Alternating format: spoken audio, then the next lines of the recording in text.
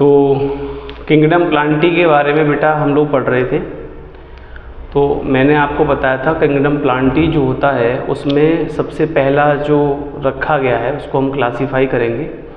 तो क्लासिफिकेशन में मैं आपको बताऊंगा किंगडम किंगडम प्लांटी जो है उसको किस प्रकार से क्लासीफाई किया गया है। लेकिन उसमें जो पहली कैटेगरी जो आती है तो वो आती है एल्गे की, क्योंकि जैसे हम लोग देखते थे कि जब इकोलॉजिकल सक्सेशन होता है या किसी बंजर भूमि पर जब प्लांट की शुरुआत होती है तो मैंने आपको बताया था सबसे पहले वहाँ पे लाइकेन्स जनरेट होते हैं। लाइकेन्स के बाद फिर कुछ ब्लू ग्रीन एल्गी जिसको मोनेरा में आपने पढ़ा था तो वो वहाँ पे डेवलप हो जाते हैं, और उसके बाद फिर एल्गी जो होते हैं वो डेवलप होते हैं। क्योंकि देखो एक सिस्टमेटिक नॉलेज है, हम लोग जो पढ़ रहे हैं बायोलॉजी, तो ये आपको एकदम सिस्टमेटिक तरीके से समझनी पड़ेगी, क्योंकि एक स्टेप के बाद दूसरा स्टेप हमारा कौन सा आता है ये आपको एकदम क्लियर होना चाहिए। सही है। तो आज हम पढ़ने वाले हैं एल्गी के बारे में। एल्गी जो होते हैं वो कितने प्रकार के होते हैं, उनको किस प्रकार से कैटेगराइज किया गया है, ये सारी चीज़ें आज हम पढ़ेंगे। सही है। तो सबसे पहले मैं आपको बता दूं, हमें आज एल्गी का जनरल इंट्रोडक्शन देखना है कि जो एल्गी होते हैं उसके अंदर कितने जो जनरल कैरेक्टरिस्टिक फीचर्स होते हैं वो पाए जाते हैं। तो ये टॉपिक थोड़ा सा बेटा हमारा लॉन्ग रहेगा, और इसके लिए मैं आपको बता दूं, ये जैसे जो बच्चे हमें अभी ऑनलाइन देख रहे हैं तो ये एक वीडियो में हमारा कंप्लीट होने वाला नहीं है। सही है। इसके लिए मैं पार्ट 1, पार्ट 2, पार्ट 3 के हिसाब से आपको 3 पार्ट्स में इसको पूरी तरह से क्लासीफाई करूँगा, पूरी तरह से डिवाइड करूँगा, जिसमें कि आपको केवल एल्गी के जो कॉमन कैरेक्टरिस्टिक फीचर हैं सारे एल्गी के वो आपको पढ़ने पड़ेंगे। है ये। उसके बाद जैसे आपकी एनसीईआरटी जो है, एनसीईआरटी में अलग अलग उनको क्लासीफाई किया गया है। ये जैसे ग्रीन एल्गी अलग होते हैं, रेड एल्गी अलग होते हैं। तो वो जो कैरेक्टरिस्टिक फीचर्स हैं वो आपका शॉर्ट है, वो जब अगर आपने इसको समझ लिया ढंग से तो वो आपको इजीली समझ में आ जाएगा। सही है। तो अब हम शुरुआत करते हैं कि एल्गी जो होते हैं, तो सबसे पहले हमारा जो टॉपिक रहेगा दैट इज़ द एल्गी। तो एल्गी के बारे में हम लोग पढ़ते हैं, इसको फाइकोलॉजी कहा जाता है। तो हम लोग लिखेंगे study of algae, study of algae called phycology. इसको हम लोग फाइकोलॉजी बोलते हैं। फाइकोज का मतलब होता है एल्गी। क्लियर। दूसरा यहां देखेंगे फादर ऑफ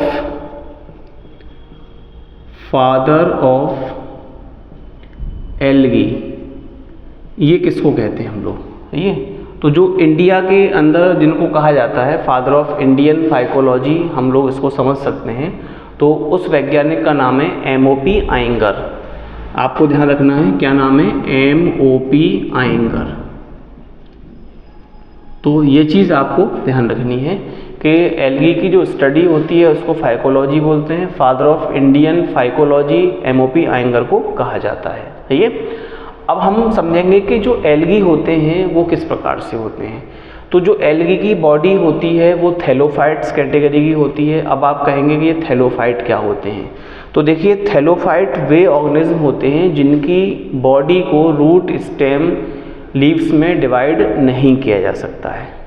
ये या जिनकी बॉडी में रूट, स्टेम, लीव्स नहीं होते हैं उनको थैलोफाइट कहा जाता है। अब देखिए इनमें क्लोरोफिल होता है, इसलिए हमने इनको किंगडम प्लांटी में रखा जी। बट इनकी अगर जो हम बात करते हैं रिप्रोडक्टिव सेल, तो जो इनमें क्या होता है, लैक ऑफ स्टेराइल कवरिंग होती है ऑफ सेल्स की अराउंड द रिप्रोडक्टिव सेल्स की। ये यानी कहने का मेरा मतलब है इनकी जो रिप्रोडक्टिव सेल्स होती हैं उनके चारों तरफ कुछ स्टेराइल सेल्स की कवरिंग पाई जाती है। सही है। तो फिर हम देखेंगे कि ये एल्गी हैं कहाँ पाए जाते हैं। तो जो एल्गी होते हैं ये वाइल्डली डिस्ट्रीब्यूटेड होते हैं, ये आपको हर जगह मिलेंगे, यानी टेरेस्ट्रियल एरिया में भी मिलेंगे, हॉट स्प्रिंग्स एरिया में मिलेंगे, डेजर्टेड एरिया में मिलेंगे। लेकिन most of the species of algae are found in the water. सही है। अब जैसे हम लोग वाटर की कैटेगरी को डिवाइड करते हैं तो वाटर में आपकी 2 कैटेगरी आती हैं। पहला आपका फ्रेश वाटर आता है, दूसरा आपका मरीन वाटर आता है। ये तो सबसे पहले हमें ये समझना है कि फ्रेश वाटर एल्गी जो हैं वो कौन कौन से हैं। तो यहाँ पे हम लोग नाम लिखेंगे किसके, फ्रेश वाटर एल्गी के, कि फ्रेश वाटर एल्गी जो होते हैं वो कौन कौन से होते हैं। तो फ्रेश वाटर तो बेटा आप जानते ही होंगे, फ्रेश वाटर जैसे नदी, तालाब, झील, इनमें जो पानी पाया जाता है उसको फ्रेश वाटर हम लोग कह देते हैं। तो इसमें कौन कौन सा आता है, इसमें आता है एक तो जिगनीमा आता है आपका, जिगनीमा जी। तो एक आपका इसमें क्या आएगा, जिगनीमा आएगा, क्लेडोफोरा,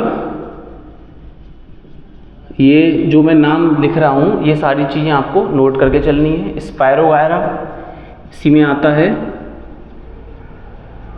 जी। अब थोड़ा सा ऑब्जर्वेशन आपको रखना पड़ेगा अगर इसको समझना है तो। ये यूलोथ्रिक्स इसी कैटेगरी का है, फ्रेश वाटर में ही आता है वो भी। और एक आता है ओडोगोनियम। तो इस तरह से ये मेन एल्गी हैं जिनके नाम अक्सर एग्जाम्स में पूछे जाते हैं, तो इनको फ्रेश वाटर एल्गी कहा जाता है। अब हम देखेंगे कि मरीन एल्गी कौन कौन से होते हैं जो समुद्र के पानी में पाए जाते हैं, जिनको हम लोग सी फूड के रूप में भी इस्तेमाल करते हैं, जो बहुत ज़्यादा कह सकते हो न्यूट्रिशियस वैल्यू इनकी होती है। सही है। तो इसमें आपका आता है सारगैसम। सारगैसम जो है ये आपके जो कांच की चीज़ें होती हैं उनको पैकिंग में इस्तेमाल किया जाता है। एक आता है पैडीना, समझे। इसके अलावा उल्वा आपने सुना होगा, उल्वा जो है वो इस कैटेगरी में आता है। और एक आता है आपका कॉलरपा बोलते हैं इसको, कॉलरपा इसी कैटेगरी में आएगा, कॉलरपा हो गया। इसके बाद कोडियम है, पॉलीसैफोनिया है। ये कौन कौन से हैं, कोडियम एंड पॉलीसाइफोनिया। क्लियर। तो इस तरह से हमने देखा कि अगर आप इनकी शॉर्ट ट्रिक भी बनाना चाहते हैं तो बना सकते हो। यहाँ पे आप लिख देंगे ZCl, इस तरह से आगे के जो अक्षर होते हैं उनको मिला के आप इसकी शॉर्ट ट्रिक बना लीजिएगा। सही है। अब हम देखेंगे कुछ जो होते हैं, जैसे कि कुछ एल्गी ऐसे होते हैं जो मरीन वाटर में भी पाए जाते हैं प्लस फ्रेश वाटर में भी पाए जाते हैं। तो उस तरह का जो एल्गी होता है उसका नाम यहाँ पे केवल एक कॉमन एल्गी हमने देखा है बुक्स के अंदर, तो उसका नाम होता है एंटेरोमॉर्फा। ये तो मैं यहाँ पे एग्जाम्पल लिख दे रहा हूँ। एक होता है एंटेरोमॉर्फा। तो जो एंटेरोमॉर्फा होता है ये आपका fresh water plus marine water, ये दोनों तरह के पानी में पाया जाता है। ये तो इस तरह से हमने देखा कि कौन कौन से एल्गी जो हैं फ्रेश वाटर में पाए जाते हैं, कौन कौन से एल्गी जो हैं वो आपके मरीन वाटर में यानी समुद्र के पानी में पाए जाते हैं।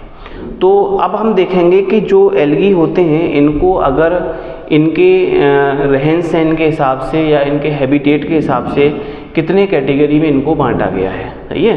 तो हमारा अब थोड़ा ये जो हमारा लॉन्ग टॉपिक है बेटा, तो इसको थोड़ा सा आपको गौर से समझना पड़ेगा कि कितने तरह के एल्गी होते हैं जिसको कि हम लोग देख सकते हैं अपने आसपास नेचर के अंदर। तो वो सारी चीज़ें अब हमें यहाँ पे देखनी है। तो मैं आपको बताऊँ, इसमें जो पहली कैटेगरी आती है उनको फाइटोप्लैंक्टन कहा जाता है। फाइटोप्लैंक्टन। अब देखिए आपको कंफ्यूजन नहीं होना चाहिए। फाइटोप्लैंक्टन जो होते हैं ये किसी भी एक्वेटिक इकोसिस्टम के अंतर्गत एज ए प्रोड्यूसर के रूप में ये काम करते हैं। ये प्लस आप इनको देखोगे कैसे, जैसे आपने पानी देखा तो पानी के ऊपर आपको कुछ फ्रीली बॉडी जो है पानी के सरफेस के ऊपर, यानी कुछ ऐसी बॉडीज़ आपको ग्रीन कलर की मिलेंगी जो एकदम फ्रीली तैरती रहती हैं। तो इनको हम लोग पहचान सकते हैं, ये इजीली आपको देखने को मिल जाएंगे। तो इस कैटेगरी में जो एल्गी आते हैं उसको उनका नाम है स्पायरोगायरा, स्पायरोगायरा, और दूसरा होता है वॉलवॉक्स। ये तो ये फाइटोप्लैंक्टन के रूप में अपना काम करते हैं। इनको ये कह सकते हो कि पानी के अंदर ये वाटर ब्लूम्स भी बनाते हैं, इसलिए इनको वाटर ब्लूम एल्गी भी कहा जाता है। क्लियर। अब दूसरे जो होते हैं उनको कहते हैं लिथोफाइट्स। लिथोफाइट्स। अब देखिए ये लिथोफाइट्स क्या होते हैं, लिथ का मतलब क्या होता है। लिथ का मतलब होता है आपकी रॉक्स। ये तो जो सॉलिड रॉक्स होती हैं जिन पे मॉइस्चर पाया जाता है, जैसे आप किसी पहाड़ी एरिया में घूमने जाएंगे तो आप देखेंगे जहाँ से नदी या झरने निकल रहे होते हैं तो उनके आसपास जो चट्टानें होती हैं, जो पत्थर होते हैं, उन पर मॉइस्चर रहता है, तो उनके ऊपर जो आपने देखा होगा ग्रीन कलर का पिगमेंट आपको वहाँ पे नज़र आएगा। ये तो उस तरह के जो एल्गी होते हैं उनको लिथोफाइट्स कहा जाता है। तो जो लिथोफाइटिक एल्गी होते हैं उसमें ऐसे कौन कौन से एल्गी हैं जिनको यहाँ पे रखा गया है। तो पहला है आपका एंटेरोमॉर्फा, समझे। तो पहला एग्जाम्पल क्या हो जाएगा, एंटेरोमॉर्फा, ये हमारा फर्स्ट एग्जाम्पल है। और दूसरा हम देखेंगे तो होता है बैट्रा कोस्पर्मम, बैट्रा कोस्पर्मम, ये तो इस तरह से ये दो एल्गी स्पीसीज हैं जो आपको लिथोफाइटिक कंडीशन में मिल जाएंगी। अब एक आता है आपका एंडोलिथिक। एंडोलिथिक, अब देखिए ये एंडोलिथिक किस तरह के होते हैं। तो ये पाए जाते हैं inside the rock, inside the rock. तो जो रॉक के अंदर आपको मिलेंगे उनको एंडोलिथिक कहा जाता है, क्योंकि जैसे हम लोग जब रॉक्स की स्टडी कर रहे होते हैं तो हमें पता होना चाहिए कि उस समय के ये जो रॉक्स है वो कितनी पुरानी है। ये थोड़ा सब्जेक्ट जियोलॉजी का है, लेकिन हम लोग इसको समझ लेते हैं कि वो रॉक्स कितनी पुरानी है। तो हम लोग एक रॉक का सैंपल लेके आते हैं, सैंपल लेने के बाद जब हम उसको तोड़ के देखते हैं तो उसके अंदर कुछ एल्गल स्पीसीज़ जो हैं वो आपको वहाँ पे दिखाई दे जाती हैं। क्लियर। तो फिर हम देखेंगे कि इसमें आगे जो आता है उसको हम लोग बोलते हैं एपीपेलिक। अब देखिए ये एपीपेलिक जो होते हैं ये किस प्रकार के होते हैं और ये कहाँ पाए जाते हैं, इसको बेटा समझना जरूरी है, क्योंकि ये टर्म्स ही हमारे लिए बायोलॉजी में सब कुछ होते हैं। सही है।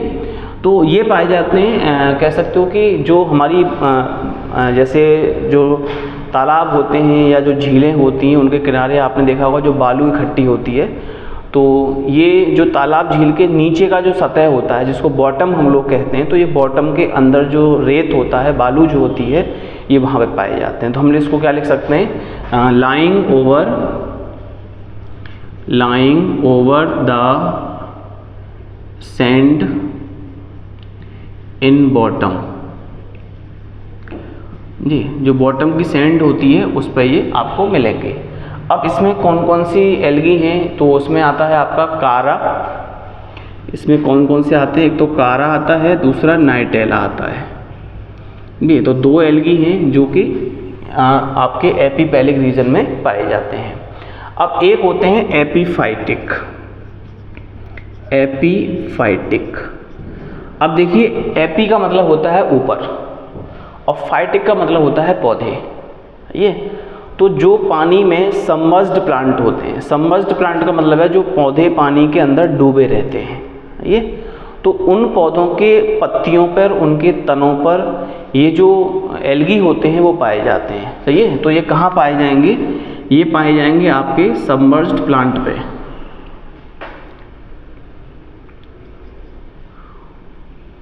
सबमर्ज्ड प्लांट, सही है। तो ये आपको ध्यान रखना है, सबमर्ज्ड प्लांट के अंदर ये पाए जाते हैं, एपीफाइटिक जो होते हैं।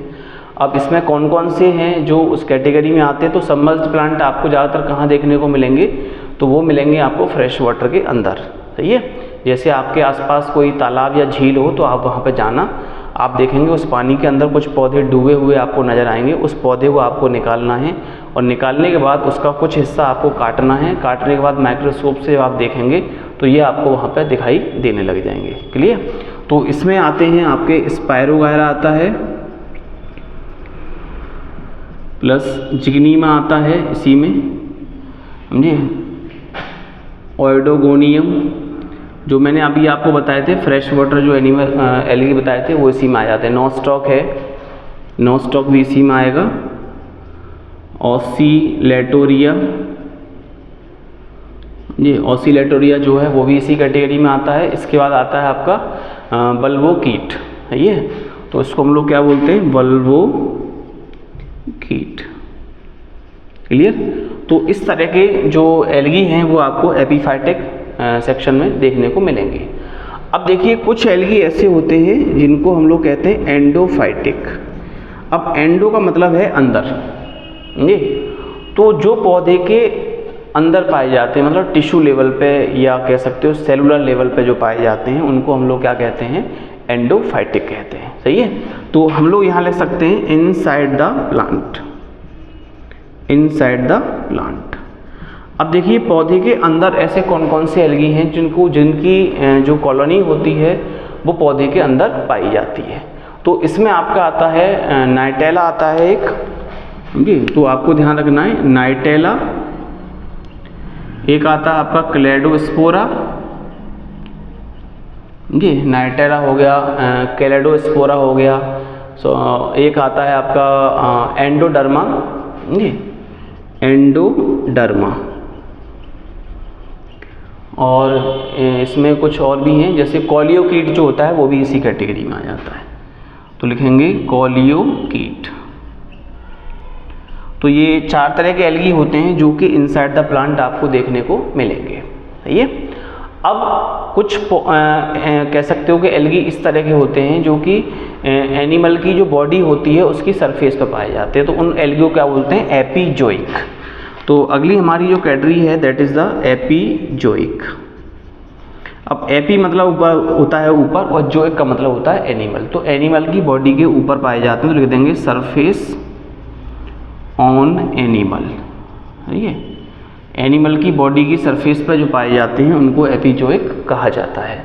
अब जो एपीजोइक होते हैं वो कौन कौन से होते हैं, तो इसमें रखा गया है आपका क्लेडोफोरा रखा गया है, ऑसिलेटोरिया है, तो मैं यहाँ पे एग्जांपल लिख दे रहा हूँ क्लेडोफोरा।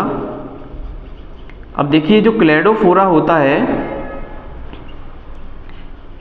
तो क्लेडोफोरा में आप देखेंगे कि इस क्लेडोफोरा की सारी स्पीसीज नहीं पाई जाती है, इस क्लेडोफोरा की कुछ स्पीसीज होती हैं जो पाई जाती हैं जिसका नाम है क्रिस्पेटा। सही है, तो क्लेडोफोरा क्रिस्पेटा। तो ये जो होता है ये मॉलस्क जो आपने पढ़े होंगे, तो ये मॉलस्क का जो जानवर होते हैं मॉलस्क का कैटेगरी के, ये उनकी बॉडी के ऊपर सरफेस पे पाया जाता है। जी, तो ये क्वेश्चन कई बार पूछा गया है कि मॉलस्क की बॉडी के सरफेस पे किस प्रकार का एल्गी या कौन सा एल्गी पाया जाता है।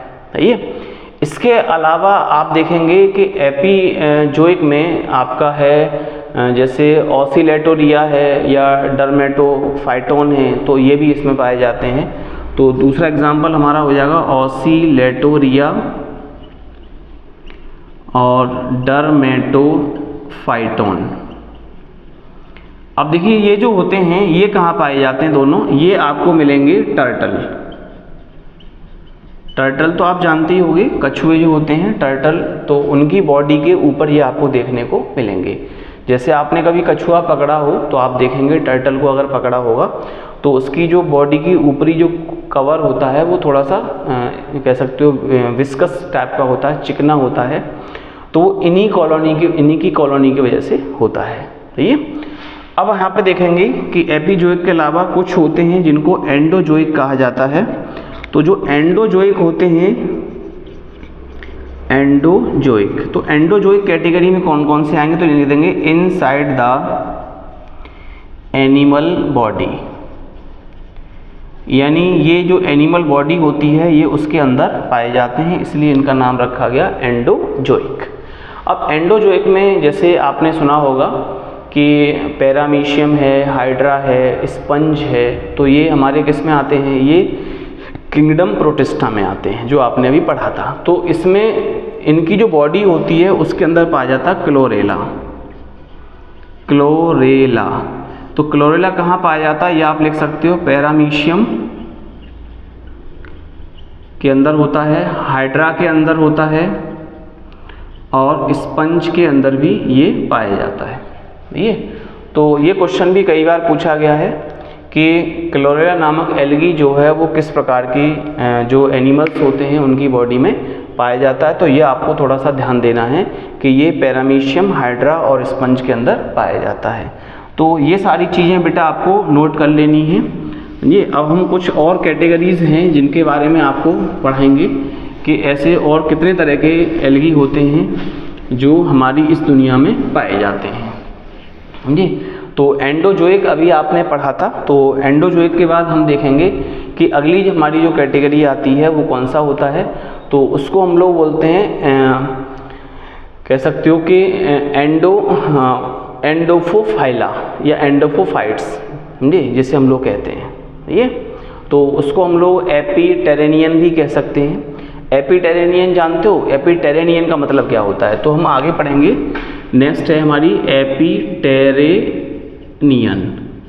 अब देखिए ये एपिटेरेनियन क्या होते हैं ये आपको पता हो। टेरे जो शब्द है वो टेरेस्ट्रियल से लिया गया है, और टेरेस्ट्रियल पार्ट जो होता है ये, उस पर क्या चीज़ पाई जाती है, मिट्टी पाई जाती है, समझे। तो आपको समझ में आ रहा होगा कि मिट्टी कैसी होनी चाहिए, मॉइस्ट होनी चाहिए, फर्टाइल होनी चाहिए।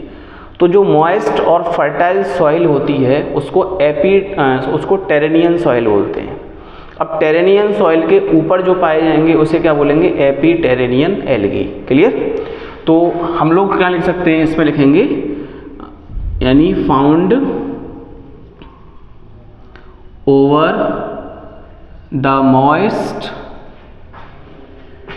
फर्टाइल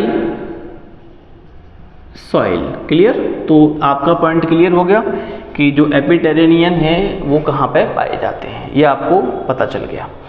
अब इस कैटेगरी में हमें देखना है कि कौन कौन से इसमें आते हैं। तो इसमें आते हैं आपके वॉचेरिया, एग्जाम्पल में आप लोग नोट कर लेंगे इसमें कौन कौन से आते हैं। वॉचेरिया आता है, नोस्टॉक आता है, धान की खेती आपने देखी होगी, धान के जो खेत होते हैं वहाँ पे ये आपको मिलेगा। ऑसिलेटोरिया भी आता है, ऑसिलेटोरिया के अलावा आपका जो क्लोरेला होता है वो भी आपको वहाँ पे देखने को मिलेगा। अब क्लोरेला के बाद भी कुछ ऐसी स्पीसीज होती हैं जैसे फिशचेला है जी। तो फिशचेला जो है वो भी यहाँ पे पाया जाता है। फिशचेला की स्पेलिंग आप लोग यहाँ लिख लीजिए। फिशचेला जो है ये भी आपको देखने को मिल जाएगा। तो ये तो लगभग कॉमन से ही है, कुछ इसमें नया जुड़ गया करके ये। अब कुछ एल्गी ऐसे होते हैं जैसे हम लोग जिनको कह सकते हैं कि क्रिप्टोफाइट्स। अब क्रिप्टोफाइट कौन से होते हैं, क्रिप्ट किसको बोलते हैं, सबसे पहले आपको समझ में आना चाहिए कि जो क्रिप्टोफाइट्स हैं यानी क्रिप्टोफाइट। अब देखिए क्रिप्टोफाइट्स कौन से होते हैं। क्रिप्ट का मतलब क्या होता है, क्रिप्ट का मतलब होता है कि जैसे मिट्टी आपने देखी होगी तो मिट्टी के अंदर कुछ दरारें बन जाती हैं, उनको क्रिप्ट्स कहा जाता है। देखिए, तो जब दरारें बन जाती हैं तो उनके अंदर मॉइस्चर होता है, तो जब मॉइस्चर होगा तो वहाँ पे एल्गी डेवलप हो जाती हैं। तो ये कहाँ पाए जाते हैं, ये हम लिख सकते हैं below the surface of soil. तो आप इसको क्या लिख देंगे, below the surface of soil. ये आपको मिट्टी के नीचे मिलेंगे। समझ में आ रहा है। तो इस तरह से हमारा क्रिप्टोफाइट्स हो गई। अब हम देखेंगे कुछ होते हैं जिनको एपीफेलियोफाइट कहा जाता है जी। तो हम लोग नेक्स्ट लिखेंगे एपीफेलियोफाइट, ये एपीफेलियोफाइट। अब जो एपीफेलियोफाइट क्या होते हैं ये आपको थोड़ा सा इसको समझना है।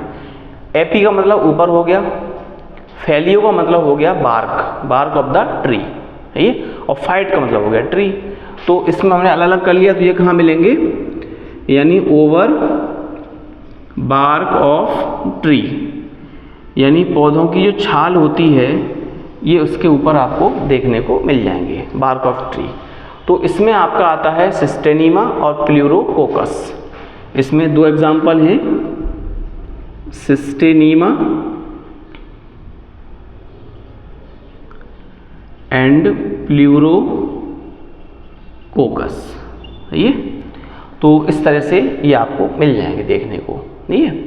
अब आप देखेंगे एपी बार्क ऑफ द ट्री वाला हो गया। अब हम देखेंगे कुछ एल्गी ऐसे होते हैं जो पौधों की पत्तियों के ऊपर भी पाए जाते हैं, तो उनको क्या कहा जाता है, तो उनको कहा जाता है एपीफाइलोफाइट जी। इन्हें हम लोग क्या कहते हैं, एपीफाइलोफाइट।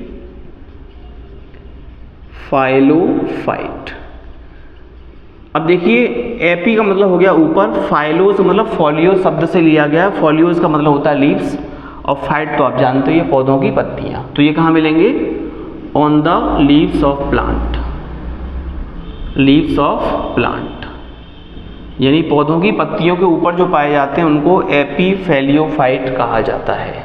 समझ में आ रहा है। तो इनमें जो आता है उसका नाम होता है फाइकोपेस्टिस, है ये। तो ये आपको बेटा नोट करना है, इसका नाम होता है फाइकोपेस्टिस। एक सिंपल नॉर्मल एग्जाम्पल है जो वहाँ पे आपको देखने को मिलेगा, सही है। अब इसके अलावा और कौन से होते हैं, जैसे मैंने आपको बताया एपिलिथिक, जो रॉक की सरफेस पे पाए जाते हैं, तो वो भी हमारी कैटेगरी आ जाती है। तो नेक्स्ट इज द एपिलिथिक।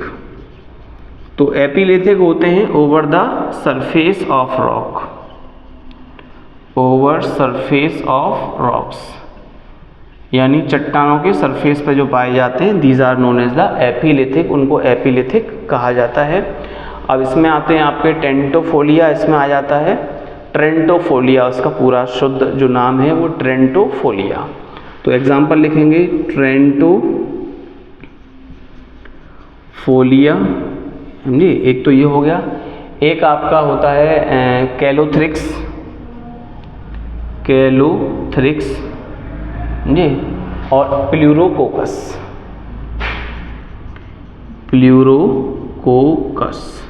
सही है। अब इस तरह के एल्गी हो गए। अब देखिए कुछ हेलोफाइटिक होते हैं, हेलोफिलिक जिन्हें कहा जाता है। हेलो आप जानते ही हो, जो कि बहुत ज़्यादा साल्टी और मार्शी जो एरियाज़ में पाए जाते हैं, तो हम लोग लिख सकते हैं हेलोफिलिक। अब जो हेलोफिलिक होते हैं ये मार्शी प्लेसेस में मिलेंगे, जहाँ दलदल वाली जगह होती हैं। जैसे कि आपके अगर इंडिया में बात करें तो इंडिया में हेलोफिलिक जो रीजन है वो है आपका, जहाँ पे हमारी गंगा नदी बे ऑफ बंगाल में जाके जब गिरती है तो वहाँ पे सुंदरबन का एक डेल्टा है जो वर्ल्ड का सबसे लार्जेस्ट डेल्टा है। तो वहाँ पे आपको हेलोफिलिक जो पौधे हैं वो देखने को, हेलोफाइट्स भी आपको मिलेंगे और हेलोफिलिक एल्गी भी आपको वहाँ पे देखने के लिए मिल जाएंगे, सही है। तो इसमें हम देखेंगे कि कौन कौन से आते हैं। तो ये पाए जाते हैं, यहाँ पे लिख सकते हैं ओवर द हेलोफिलिक रीजन, हेलोफाइटिक रीजन।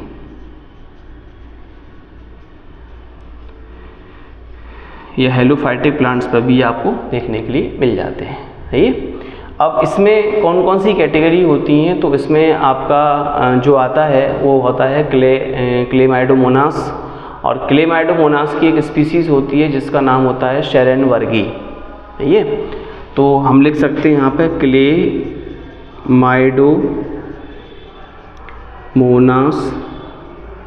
शेरेन वर्गी, एक तो ये होता है, सही है। दूसरा जो आपका होता है उसका नाम होता है डूना लैला। डूना लैला जो होता है ये आपके जहाँ नमक की झीलें होती हैं वहाँ पे आपको मिलेगा, सही है। तो डूना लैला ये पाएगा आपके नमक की जो झीलें होती हैं, जैसे सामर झील है राजस्थान में जहाँ पे नमक बहुत ज़्यादा पाया जाता है, तो वहाँ पे आपको देखने के लिए मिलेगा। एक होता है एंटेरोमॉर्फा, सही है।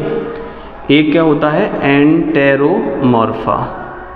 तो जो एंटेरोमॉर्फा होता है ये आपको मिलेगा जहाँ पे सॉल्टी हॉट स्प्रिंग्स होते हैं, सॉल्टी हॉट स्प्रिंग्स, समझे, जहाँ पे मतलब नमक के गर्म झरने जो होते हैं, तो ये वहाँ पे आपको देखने को मिल जाएगा, सही है।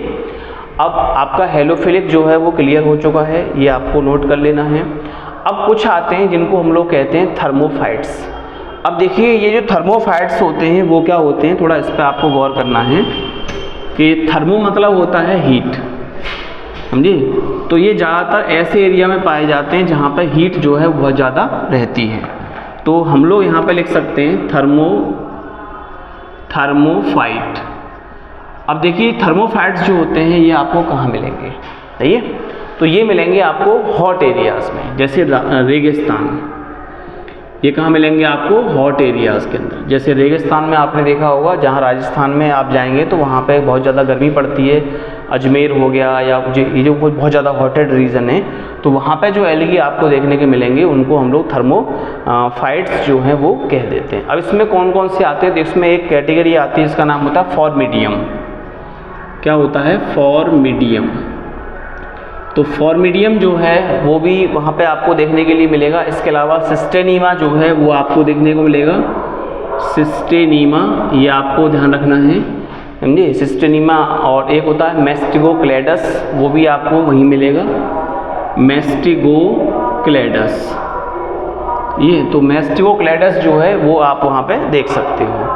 अब जैसे कुछ होते हैं क्रिप्टोफाइट, जो मैंने आपको पहले बताए थे कि जो इसमें आते हैं आपके क्राइसोफाइट बोलते हैं हम लोग।